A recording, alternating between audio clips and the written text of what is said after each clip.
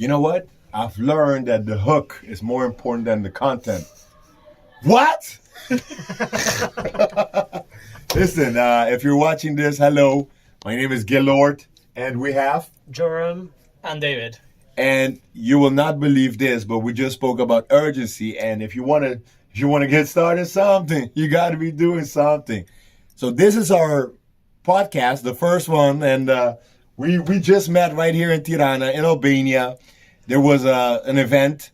If they sponsor it, we will say the name. It's on the logo. You can see it. But technically speaking, we all three of us believe in energies aligning and living in alignment. And, when you move in faith, things happen. So we wanted to find out what that is and how that is. And that is why all three of us decided to gather in this small space with no air conditioning, but with the purpose of putting our money where our mouth is. Am I correct? Yeah, That's right. Yeah. So, yes, I will give my guest or the guest, all of us are guests. So we're going to be changing hats. The way it works is the following. All of us are interviewees. All of us are the interviewers. So we're just basically changing hats, getting to know each other a little bit more, but hopefully to showcase one thing, that whenever you take action, things happen. They told me, hey, you got a great voice. You should do a podcast. I started to list all the reasons I shouldn't. And then he was like, you know what? What about now? And I was like, yep. You challenged me. Let's get it. Let's get it. So that's that. My name is Gillord. And happy to be joined with you gentlemen today. likewise. Yeah. So It's a pleasure. I like working with entrepreneurs because I like speed. right. And even with entrepreneurs, there's still this challenge of, I have an idea. Right. When am I going to put it into action? True. And I help them, and because I help them, I help myself. True. Doing that more. And that's been, for the last couple of years, one of my mottos. Like, what I do is I reduce the time from idea to action. Action. I just want to say, living in Berlin, if you were to say you love working with entrepreneurs and you love speed, we would have understood completely something else. Because, in that city, that's a different type of speed you're talking about. But I think you're right. I think right now, I don't live in Berlin. right. I'm just letting you know. But I believe that is what we're, surely, but like accomplishing right now. Yeah. And what about you?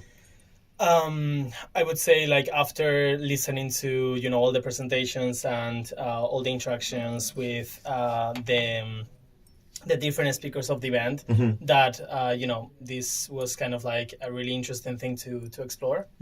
Yeah. And I told him that he has like a star potential and a star power, and we were mentioning as well how basically to achieve anything and scale, even if it's just your talent, you need like a proper team. That's right. And that perfect is the enemy of good as well. So Absolutely. it's better to progress in that sense. And I think this highlights that, it's not just the team of who you hire, it's the people that are willing to do the shit with you. Yeah. So right now, we formed an alliance. I don't know if you know. And by the way, for the people watching, or in case you're listening to wherever you are, I got me a blank piece of paper. Is this how interviewers do it? There's nothing on paper. You just go off the vibes. There's vibe coding, there's vibe podcasting. That's kind of what we're doing right now.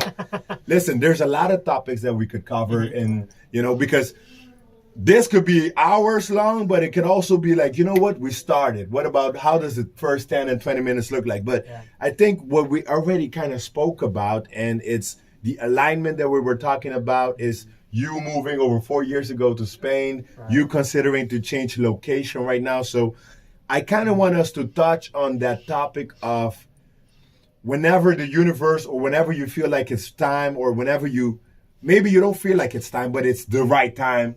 Let's talk about alignment a little bit. And I want to start with you. How did that come in fruition for you? So I think the most transformative years until now, like in my both professional and personal career, have been the last 2 ones. So I got to explore, ecosystem level work through a slash from Finland to Spain, and really like tapping into my potential. And before that, on the Spanish setting, I felt like you had to ask for permission to do something, or that if you were not from the elite, you were not meant to raise to that level, right? And what I found out is that I don't get recognized in Spain for my work. I do get recognized internationally for my work. So usually I got into 4 fellowships, one of them with Mercedes-Benz, one of them with Included VC, which is a pretty prestigious VC fellowship. Those were from, Germany and London. So I normally thrive in international settings where I don't need to ask for permission. Right. And I can just be myself, which is also something that we were discussing. Yes. There's 2 parts of that I want to cover, but I want to start with the first one because you mentioned over the past 2 last years is when this enlightenment came to you, and it might have been to your exposure to different settings, different environments, hubs, etc. But was there a moment for you personally where you realized that, the lesson clicked? Or the information finally synced? Yeah, I think it was when I came back from Finland to Spain that I literally felt like a Martian going to Earth for the first time. When was this? That was 2022. Okay, Yeah, right. so I had an incredible culture shock. I literally told my mom, get me out of here. Yeah. And since then, I've been trying to find kind of like my way to become a happy Martian in Mars again. Yeah. I need to add to that because that same thing happened to me after being abroad for the first time. I went to Spain, came back to Germany, was like, oh my God, like I need to get like somewhere else. I want to live internationally. Like this is like, because of being exposed to different culture and different mindset and different values and people thinking differently, I came back and see like, these guys are so closed in. They just know their like local culture. Like I don't want that. I don't fit in with that anymore. And that's why I decided to move. 4 years ago. Where was it? How long have you been in Spain? That was 2011. Yeah. So I came back to Germany for a couple of months. Then I moved to the Netherlands. After that, I was in Portugal. I was in the UK. I was in Brazil. I was in Portugal again. I was in Spain again. Because I needed that synergy. I needed just more different input. And right now, being at events like this where people are international, where people live internationally, build business internationally, that's where I thrive, where I feel like I connect with these people because they know that, and you just reminded me of that. Listen, I can now understand why podcasts go for hours, because I feel like if I started making my mind map, I wanted to connect back to something you said and something you said. I would dare to just quickly challenge this because, for example, I believe you raise to the level of whenever you break, whenever is comfortable to you. Meaning, we come from areas that now we're exposed to it, so we go for it. But had we been born in New York, do you think you would have the same level of enthusiasm? Or London, or the San Francisco, or LA? Do you think that's still the case? I think my hunger for achieving things comes from the fact that I have not been privileged. Right. I don't come from millionaire kind of level family. Silver spoon, they call that. Yeah. So I think if I was born in London or in New York and I grew up there and studied there, perhaps I would be 10x the person that I am, or even 100x, right? Like in mindset, in execution, in everything. I truly believe that where you live and where you allow your brain to develop, that conditions you and conditions your result. So I think that's one of the reasons why as well I want to, fly away as soon as possible. And now, what are your thoughts on that? Because I have, I don't know. I just had to think of a client of mine, and so there are a couple of clients of mine that work together, and one recommended me to the other, and now I've been coaching both of them for more than a year, and the client that I had before that referred me told me one time, like, I didn't think that other guy would actually accept being coached by you. Right. Because he's American and he believes in Americans and in Americans doing great jobs, and you're not American. And there is apparently something additional that he gets from me not being from the same country he's from. So I don't know, like maybe I just see always the positive in things, which is not true. I also see some negatives. Oh, but we're optimistic. Yeah, I'm optimistic and proactive, I would say. If I had grown up in a more international place, I would probably not have had such a big revelation when going abroad for the first time. Roger. Because I would be like, I kind It's of to be know expected. this already. Yeah, exactly. I dare to really challenge that. And obviously, I ask a very hypothetical situation, but that is the beauty of being born and raised where you're were born and raised, to be able to see this. Yeah. Because outside of silver spoon and stuff, this is the reason I believe now changing location is important and everything, but you might just consider it normal to the point that you don't want to do anything about it. Meaning, if we met each other in New York, we're like, hey, let's meet or let's do this. I'm like, yeah, I got a plan, like da-da-da-da-da. You know what I mean? But because we're not born in that hustle culture necessarily, we're like, hey, listen, I'll make time right now. What about it? So it kind of forces you to look at what okay, let me rephrase. What we think we would have done had we been born there, we would have never seen it, regardless. And which I think enlarges our experience, because we don't know, and that's the hypothetical part of it. You could have been born in any hub and be born with the same set of circumstances, no silver spoon, but it still wouldn't happen. Do you disagree with that? I disagree, partially. That's good. I just wanted disagreements on the podcast so they know this is legit, So, just before mentioning what my disagreement is about, this guy here, look at the camera, he has a real-life doppelganger, or however it's said, with one of the investors from Index Ventures, who is a French that lives in the US. Like, literally, looked it up. They look fucking the same. Really. Editor, put the face. And they look the same. He's the one that was interviewing the founder of Revolut in last year. Okay. So looked it up. But basically, I wanted to mention that because it was an idea that would eventually fade away. If not. So I think when where you're settled or where you grow up allows you as well to see what exists and what doesn't. Yes. So in my case, for me to get to this level of knowledge or know-how and see what kind of things are happening in the world, that wasn't taught to me at home, at university, nowhere. Like, I had to find it. And I think that in the same way that you don't know what you don't know and you don't believe things that you don't see to be possible, the right ecosystem around you and the role models play a really potential influence in who you become. I just want to say that. Thank you for that. But if you're happy with your life right now, then you can be happy about everything that happened before. Because without that happening before, you wouldn't be where you are right now. So, I look back, for example, I started a language school, brick and mortar, 2016.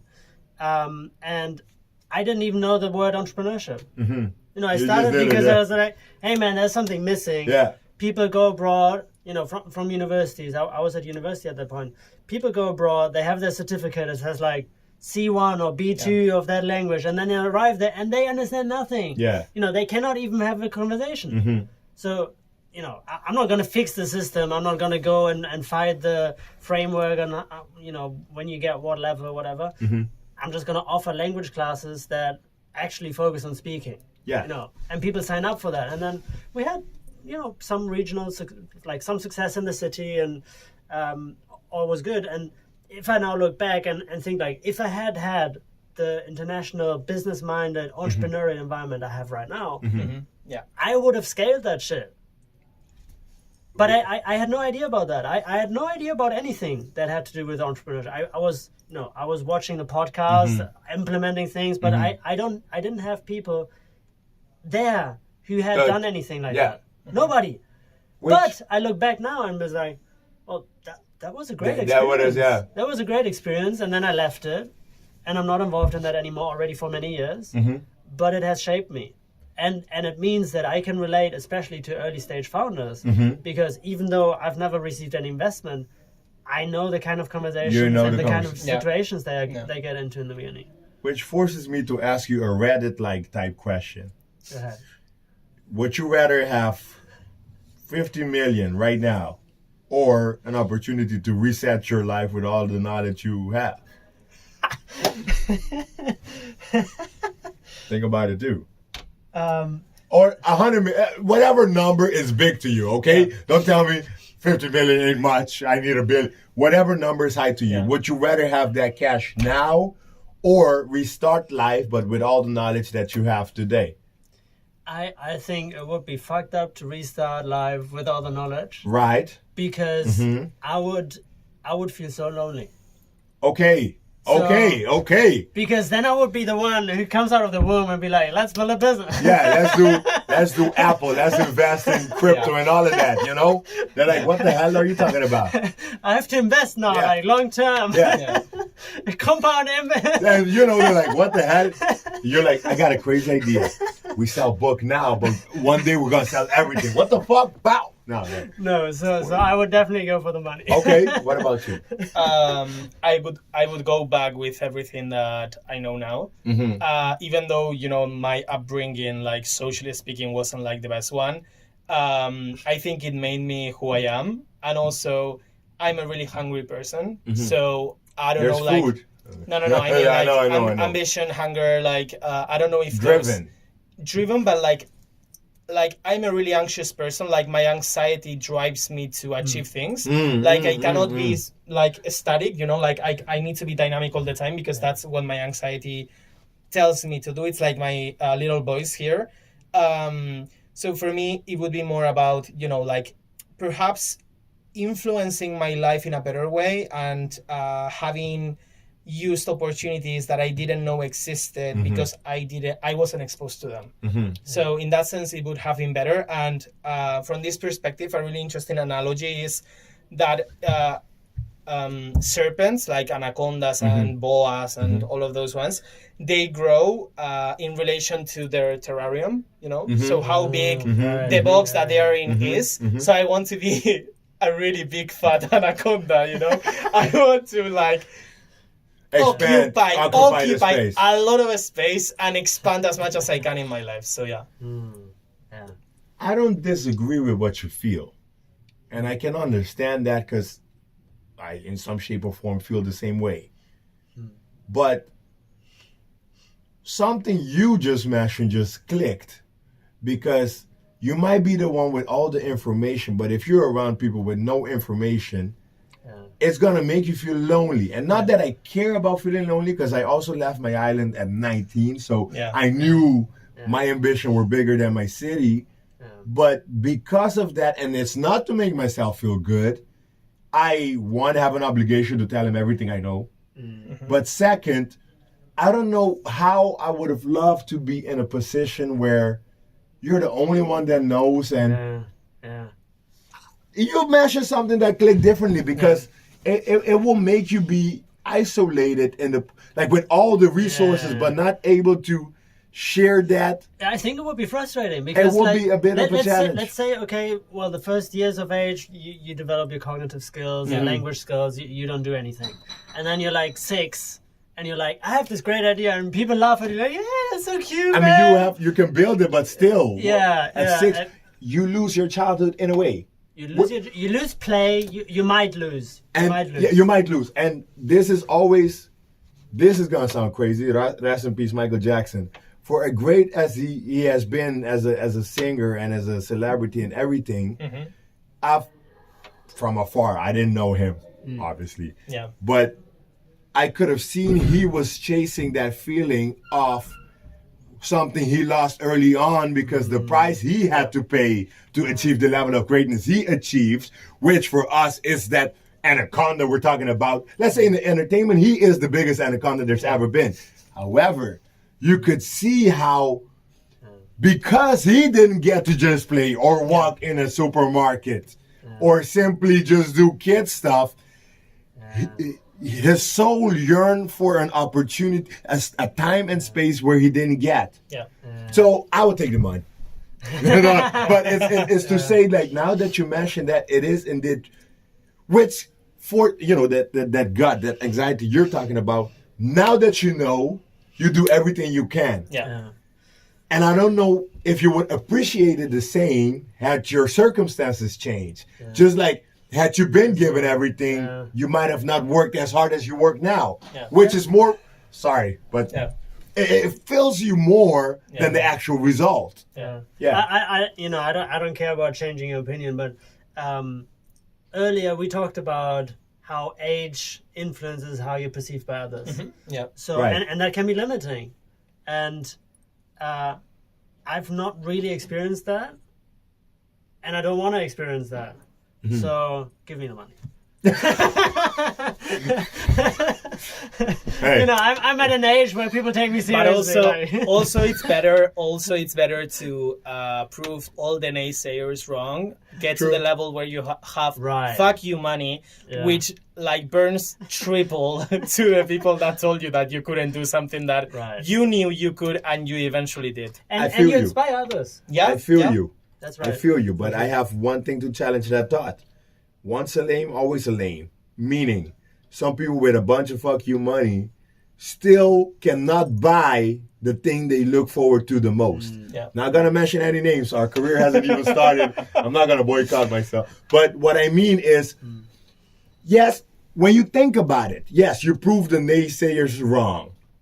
Or is it a part of you that you hide behind the naysayers to say, you thought I was going to be wrong? No, you're wrong. You know what I mean? Meaning that FU money, it's now worth a lot more when you get it now than having the knowledge. Because nobody would have told you no, really. Like if you were 6 right now and you told us to invest in crypto, and even if we say that, you know you have the knowledge now that it's going to pop off, you're not going to be challenged. Yeah. If the championship is guaranteed to you, you're not going to be challenged. Yeah. Every single time there needs to be an obstacle, and this obstacle is us being in this room right now and not being able to already have this knowledge before. Because it's all what we do now. And it's all about what we share now. And you know what I mean? Like, God damn it, I wanted to make a podcast a long time ago. Yeah. But my time is now. Yeah. Shit. This box makes you want to go. It's so hot. Listen, let's get to our final. Finish sauna here. This is not. My gosh. One of them gotta work. We need to add this. We need to add this in the bloopers. No, leave it in the podcast. In case you cannot see us right now, we're turning this into the steam room. Man, podcast in a sauna. That would be so cool. Listen, man, I don't want my balls stripping. I mean, you're from the Caribbean. Respectfully, listen. I like that you clarified yourself. I am from the Caribbean. Don't put me in no hot place and I got to make conversation. I'm like, and things are dripping and it's not my forehead. I'm like, listen, when did you start? When did you start doing what you do? Well, as a matter of fact, I was dripping and then but that would have been hilarious. No, but So let me ask a question. Right. To you, to all of us. I was we cannot open this because we will finish this. But let's come to the closing section. So we established that it makes sense to focus on the now. Yes. We established that it's good to focus on getting your ideas into action. Yes. Is there anything that you or myself want to commit to now to make action happen? All right. I would say perhaps publicly share that level of commitment. Okay. I've shared things before. I haven't been consistent ever so far in my career, and I still got results, but I still know what consistency looks like and haven't achieved that yet. But I do know that the team that clicked for me is what I want to say desperate, but an urgent need of building. And right? So I think by doing this and, doing the best you can now, I think from me personally would be my level of, I would have to share that, hey, I've managed to build a team, and a result of that would be the content that I might be posting. So you're like, Okay. oh, well, it wasn't just that podcast in Tirana on the 17th of October, 2025. I've seen things start to pop out. Yeah. And it would require me to be more, not even vocal, more transparent about what I'm building instead of just building for me. Building more publicly. More publicly. Yeah. I think that would be a level of commitment I'm willing to share. I'm not willing to share what I'm able to commit to. So you commit to sharing publicly what exactly? How I'm building, what are like the results of the building that I'm doing behind the curtains. Amazing. And one of them would be content. Yeah. Because, for example, there's a lot that I've recorded that I haven't posted. There's me being the funny guy, me on stage, and me thinking business. I plan to centralize all of that. It's just Gillord the brand. But most importantly is being able to start a conversation and finish a conversation. Not just to say, hey, this is great, we should do it. But it's like, all right, so how are we going to go about distribution? And really putting on the hat of the operator instead of the creator. I will follow up on that. I'll be more than happy to share this journey. Yeah, likewise. Sounds good. What is it for you? I would say laser focusing on a specific career path. Because right now, like, I'm like a motorway, like I go like many different rails. Verticals. Verticals at the same time at different speeds in each. So I think I need to focus on being like super duper kick-ass in a specific one, and letting myself to feel comfortable with just pursuing a specific thing rather than doing a billion things to, like, I guess, inflate my ego to some level. Okay. I feel like you just spoke to yourself, but I'm curious to know do you think you need to do this or you want to do this? I think Is it something you think you should do or something that must happen? I think it must happen. Okay. Yeah. All right. Okay, and what is that focus? Do you know that already? You mean like career-wise, or? Yeah. You say it needs to be a specific focus, and I wonder whether you already have the definition of that. Yeah, so I think it would be to, gather all the knowledge that I have,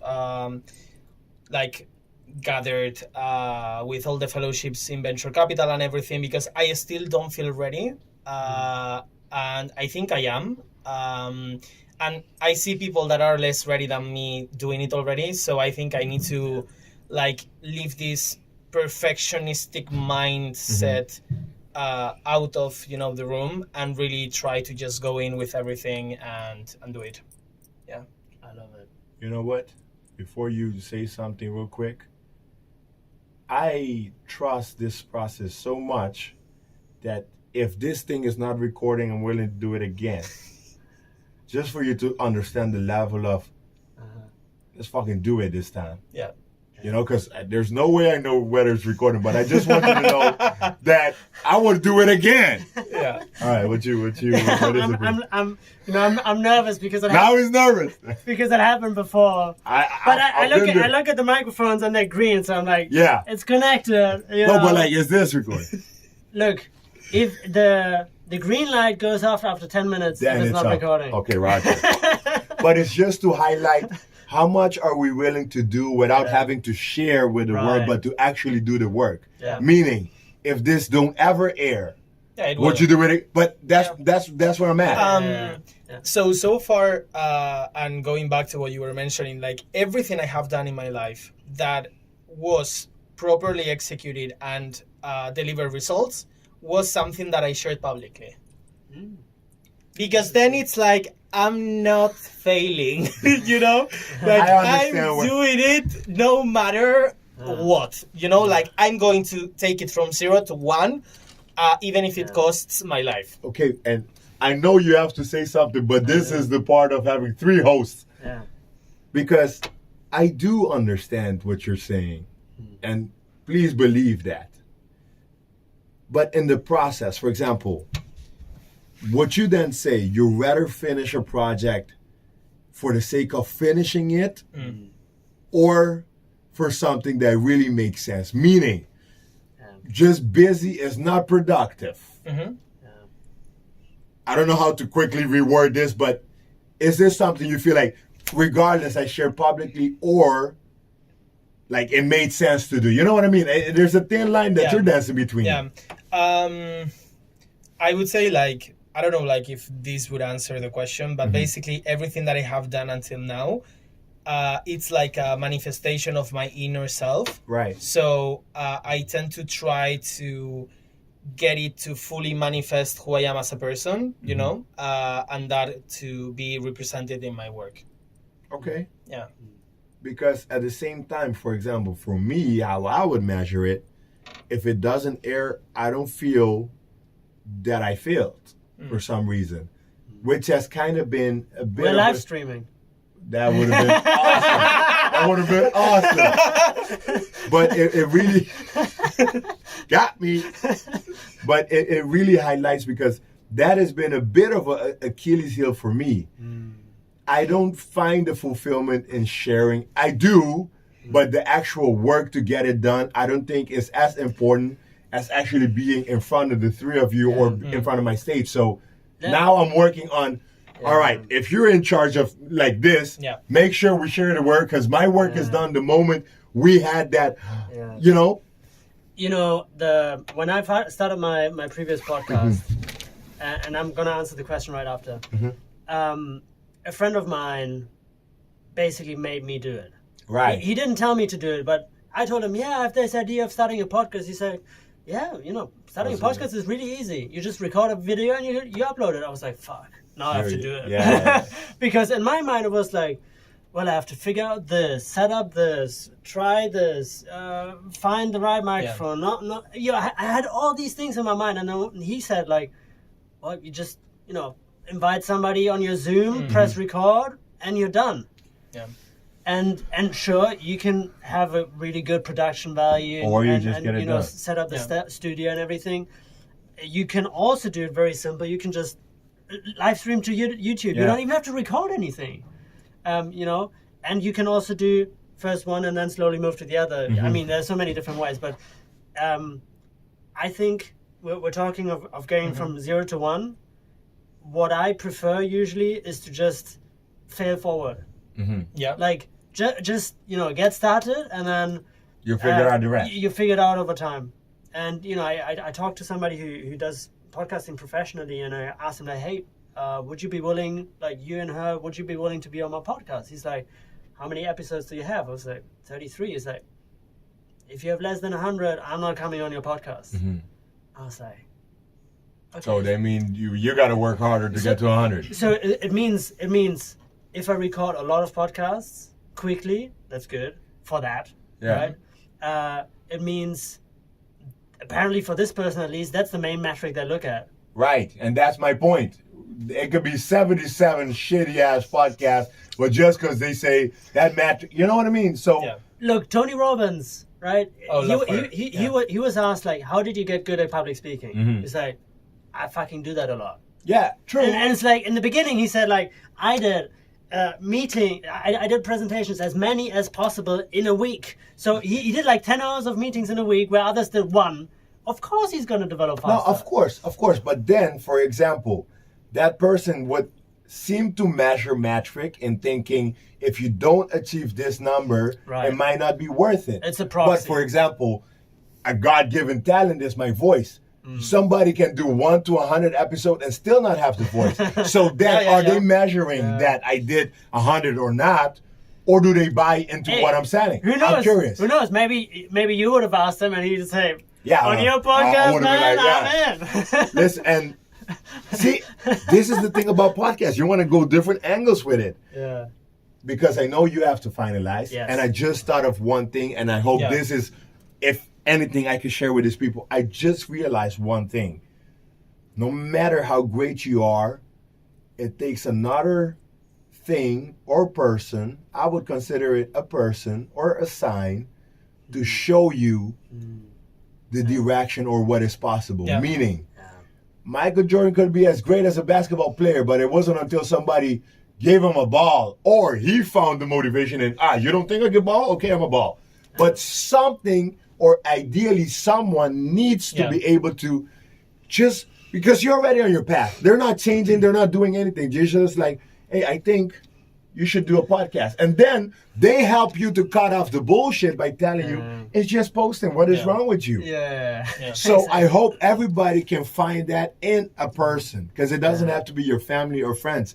It could be people you met in Tirana in Albania on 17th of October.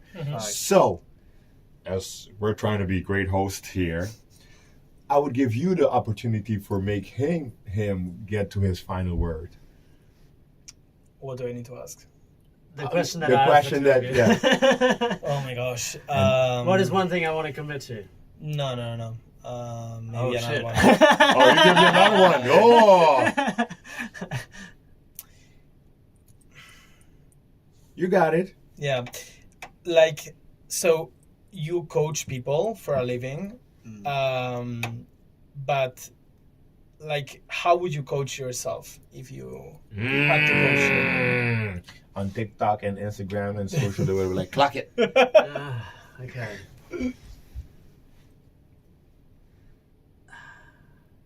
I think, so there are two scenarios that are popping up in my head. One where it goes beautifully well, and one where it's just fucking frustrating. The one where it goes beautifully well is I understand myself, so I know what to ask and how to challenge. And the one where it's not going well is where it's like thinking alike, but like bumping into myself all the time. I do talk to myself, so You coach yourself. in a way, yeah. There's a different version of you. Yeah. That works. I sometimes tell my clients to do the same. I think I would really help myself. Help. Okay. Support. I think I would really support myself to think bigger and to get ideas into action even faster than I currently do. Yeah. That's what I would hope. Does that answer your question? Are you happy with that answer? Yeah, I think so. Like, Final answer? I tend to see greatness in others, not in everyone, obviously, because there is a lot of mediocrity out there, like things as they are. But like, whenever I see greatness in others, I have a really hard time seeing it in myself. So I think I need to, perhaps, be more kind to myself in a way. Yeah, in that sense. And I hope you are. And I hope you are too. Yeah. And I hope whoever's watching or listening can do that for themselves as well. Well, with that being said, anything you want to share? Because we do have to close it in this sauna. And I believe we started at 49 and it's Did 30. the air actually work? It started working at some point, yeah. And otherwise we'd be dead. yeah. I have one thing Yeah. I want to add. You said another thing or another person may be necessary, and there are some studies, not a lot, and there's not a lot of focus on it, but social support is so important for success. And one of my professors back at university studied that with football.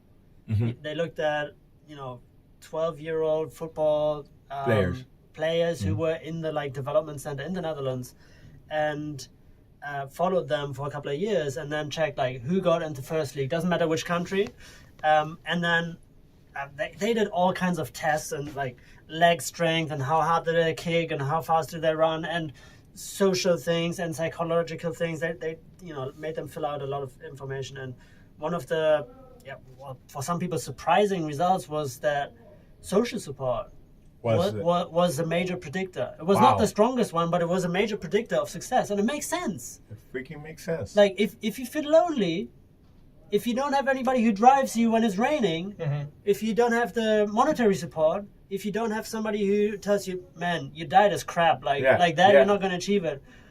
It's difficult. It's unlikely to happen. It's difficult. So, well, let's call this social credit. Yeah, social credit and social support is important for having I any think type that is of so success. true. I mean, that's why I'm grateful the way I was born and my parents to just allowing me to be in the village, right? In the environment of other people to help me do this and that. Yeah. That's why I'm so confident. I mean, I might have my God-given abilities, but it's because of the environment around me that I'm able to be like, I can tell myself I won't make it.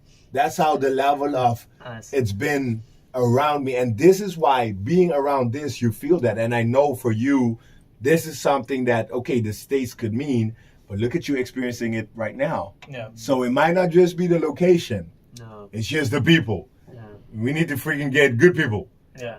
It's Yeah. a part of one. And you don't need a lot. Like if you have 1 or 2 that Or are really 3. good, right? And a whole audience. So, ladies and gentlemen, unless there's something else, because, you know, this podcast is not just me hosting. It's not just anyone. Yeah. It's a free thing. So take the mic whenever you feel like it. Officially, unofficially, I wanted to say thank you for paying us in attention, paying us any mind. And even if it's, hey, you know, even if it's a bot listening to this, I hope you can make something useful of what we just said. Yeah. But I am extremely grateful to share this moment with y'all. I don't want that to go unnoticed. Yeah. I'll get more excited, so I'll start talking a lot more. So I know I'm like, let me stay cool. But it freaking means a lot. And yeah, my eyes would twitch because it's like, not to get emotional, but really, really Yeah. from the bottom of my heart, thank you. Thank you. Too. Yeah, likewise.